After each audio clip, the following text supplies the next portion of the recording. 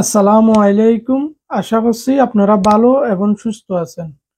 এই ভিডিওতে আলোচনা করব সংযুক্ত আরব আমিরাত ভিজিট ভিসা নতুন আপডেট নিয়ে।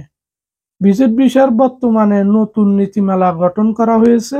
ভিজিট ভিসার এই নতুন নীতিমালাতে আপনারা কিভাবে আসবেন, ক্যাটারিয়াগুলো কি কি। বর্তমানে ভিজিট ভিসার নীতিমালা আগের থেকে অনেক কঠিন হয়ে গেছে এবং এই নীতিমালা যদি আপনি ফলো করেন তাহলে আপনি চাইলে এখনো সংযুক্ত আরব আমিরাতে আসতে পারবেন। Visit visa A to Z আলোচনা করব। আপনি যদি চ্যানেলে নতুন হয়ে থাকেন, চ্যানেল সাবস্ক্রাইব করে পাশে থাকুন সবসময় বিষয় সংক্রান্ত তথ্য পাওয়ার জন্য। তো মূল আলোচনা চলে যায়। আগে ভিজিট ভিসা সংযুক্ত আরব আমিরাতে আসতে হলে ডকুমেন্টগুলো এয়ারপোর্টে চেক ইন হতো। এখন আর তেমন চেক ইন হবে না। এখন আপনি রিয়েল ভাবে সাবমিট করতে হবে।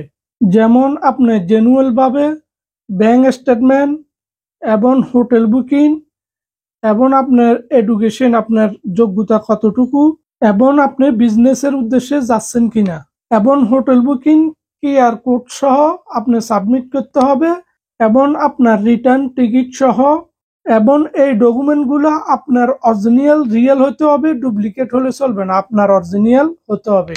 আপনি কি জন্য সংযুক্ত আরব আমিরাতে যাচ্ছেন, মোট কথা আপনার সংযুক্ত আরব আমিরাতে ভিজিট ভিসা আসা থেকে অফিস যাওয়া পর্যন্ত এভরিথিং যত কিছু লাগবে সব কিছু আপনি আসার আগে সাবমিট করা লাগবে। তারপর যাই আপনার ভিসা হবে, তারপর আপনি আসতে পারবেন। মোট কথা হলো 2 নম্বরীভাবে আসাটা পুরোপুরিভাবে বন্ধ হয়ে যাবে এবং খরচ ডবল রিডবল হয়ে যাবে। তার চেয়ে আপনি ডাইরেক্ট ভিসা দিয়ে আসলে ভালো হবে, সেম খরচ পড়ে যাবে এবং যারা ব্যবসার জন্য আসবে বা বিজনেসের জন্য আসবে তারা আসলে সমস্যা নাই, তাদের প্রয়োজন। না হলে ভিসা কনভার্ট করার জন্য আপনারা যে আসবেন, এখন আর এভাবে এসে কোনো লাভ নাই। 2025 সালের ভিজিট ভিসার নীতিমালা এখন গঠন হয়ে গেছে। 2025 সালে পুরোপুরিভাবে ভিজিট ভিসা চালু হয়ে যাবে, এই জন্য নীতিমালা এখন গঠন করা হয়ে গেছে। ভিডিওটা বেশি বেশি শেয়ার করে দিবেন যেন কেউ ধোঁকা না খায়, সবাই জানতে পারে এবং বুঝতে পারে। আশা করি বিষয়গুলো আপনাদেরকে ক্লিয়ার করতে পেরেছি। যদি ভিডিও ভালো লাগে চ্যানেল সাবস্ক্রাইব করে রাখুন পরবর্তী আপডেট পাওয়ার জন্য।